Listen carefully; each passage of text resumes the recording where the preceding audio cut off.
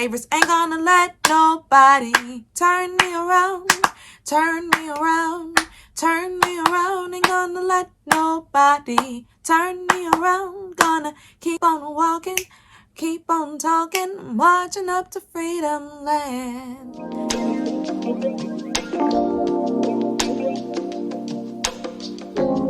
What's going on? It's your girl Kyra here, interpreter of African American history and culture, motivational and spiritual speaker. And today we are going to be talking about what happened in Selma, Alabama.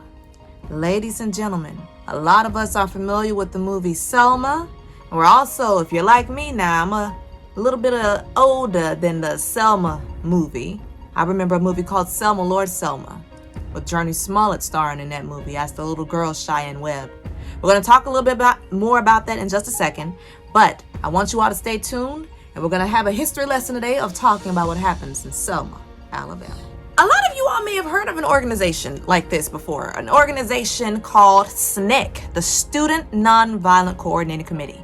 What this committee was made up of, it was a bunch of different college students, college-age kids, even some teenage kids, and they came together, and it was their way of making their stand in the movement. It's almost like the younger version, I guess you can say, of the NAACP, but in a sense, let's just say they were nonviolent, but they were a lot more strategic and hands-on.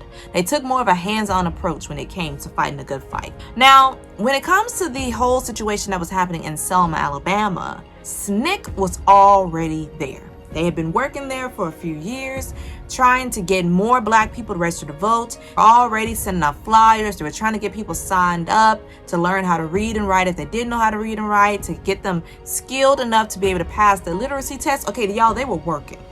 But then they were at a stallment for some reason. Wasn't making as much progress as they would have liked, but think about it. They had already laid the groundwork for what was about to happen next. The Reverend Dr. Martin Luther King Jr. made his way to Selma, Alabama. Now let's just say SNCC and Dr. King and his organization, the SCLC, the Southern Christian Leadership Conference, didn't exactly see eye to eye at first. Because you got to think about it. We've been here already. We've been working, we've been plowing, we've been plotting. We are ready to get this show on the road. And then Dr. King, here he comes with his people waltzing on in. And, it's like they're going to just take pretty much all the credit for all the hard work that we have done. But Dr. King wasn't on that.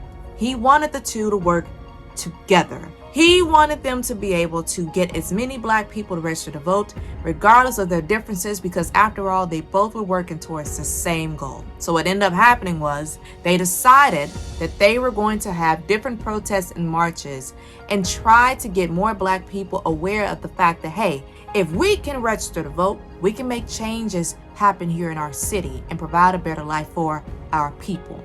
As they began having different protests and marches, unfortunately, in about mid-February, a young black man by the name of Jimmy Lee Jackson is going to be killed by an Alabama state trooper. Not to mention a young black woman named Amelia Boynton was also physically mishandled by a white state trooper, all because she was attempting to register to vote. He handled her worse than an animal. Like, he was absolutely horrific. But due to the fact that young black man, Jimmy Lee Jackson, losing his life, that's when the SNCC organization and the SCLC decided to try to hold an attempt to march. And they were going to march all the way up to Governor George Wallace's office to confront him about the violence happening in Selma, Alabama, and how he wasn't doing a doggone thing about it. So what they decided to do was propose a march from Selma to Montgomery. Now here's the thing. As they were getting ready to march, they're getting ready to make their way to start marching, and they're singing all these different songs as they're getting ready to head up to the tip of the Edmund Pettus Bridge. One of my favorites, ain't gonna let nobody turn me around, turn me around, turn me around. Ain't gonna let nobody turn me around. Gonna keep on walking, keep on talking, marching up to freedom land. And as they got to the tip of the Edmund Pettus Bridge, that's when, unfortunately, they saw that sea of Alabama state troopers. Leading the march is the late Reverend Hosea Williams and the late Congressman himself, John Lewis. Now, I want you all to keep in mind, they are in the very front of this march. So pretty much what they are going to do, everyone else behind them are going to follow suit. In fact, what I want to do is include a clip right here to show you all exactly what happened. You're to disperse. You are ordered to disperse, go home, or go to your church. This march will not continue. They made it only to the Edmund Pettus Bridge, where authorities set upon them. This is the first attempt to march. Black people are being hit with heavy tear gas, not to mention they're having dogs sicked on them, and they are being beaten. These black people, human beings, are being beaten by the police due to their civil disobedience and their demand to be treated like any other citizen within that state, within this country. The first attempt to march is dubbed Bloody Sunday. The second attempt to march, now this is when Dr. King is going to be president in this march. He wasn't present at the Bloody Sunday march, but he was going to be president in this one. But here's the catch. Dr. King is going to halt the march because he didn't want to have another Bloody Sunday, and he didn't want to violate the federal injunction on them not to march. So that's when, unfortunately, we're going to see this march not take place. But unfortunately, that same night, a young white minister by the name of Reverend James Reeb is going to be bludgeoned to death by a bunch of other people who did not like the fact that he was a white clergyman being active in this fight for black civil rights. Now, here's the thing. The third attempt is going to happen for them to march at this time. And this is when we see 3,200 people are going to gather at Brown Chapel AME Church, but only 300 people can proceed in the march. As they got ready to make their way, and just, like I said, they're singing all these different freedom songs, and they're just happy as can be. They are marching, they are walking, they are marching, they are walking, and they're singing all of these different songs. And as they continue marching, one of my favorite songs that I hear, free at last, thank God Almighty, we're free at last. Because they finally was able to successfully march all 51.4 miles. And when they marched all 51.4 miles, at the end, Dr. King was about to give a speech. But I want to have one honorable mention right here.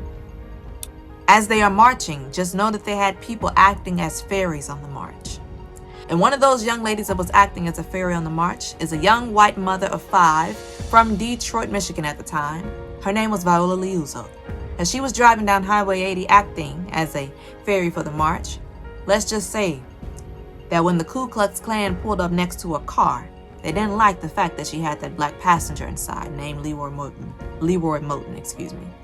Klan saw that she had this black man inside. They shot and fired into her car, killing her instantly.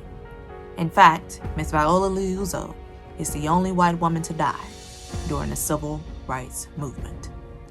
But the fact that they made it all 51.4 miles, that they did not stop, that they did not give up, that they kept on marching, they kept on fighting for you and for me, says a lot about their resilience, their hunger for justice, and their demand for equality. And that is when Dr. King uttered the words, they said we wouldn't get here, but thank God we made it.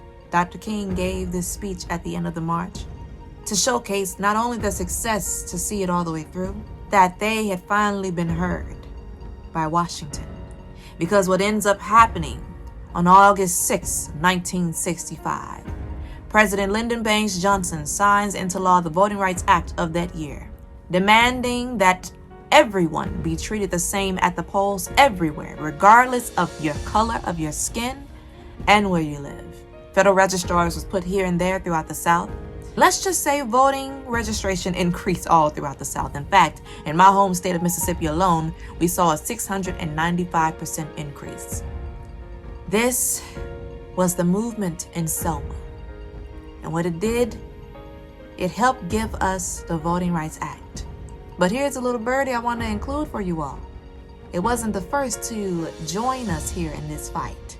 Freedom Summer of 1964 is what actually lays the groundwork to make 65, a success as it was. I thought y'all thought I was gonna go in chronological order, honey. I'm telling y'all every type of story in any kind of way that I feel that would definitely register with you all. I hope that you all learned something today. You didn't have to listen to me, but I thank God that you all did. Please like and share this video and share this content if you all are enjoying it. And you all, please remember what your girl always say. Remember, you all, to always stay up and to also stay blessed. Y'all be easy and have a wonderful day.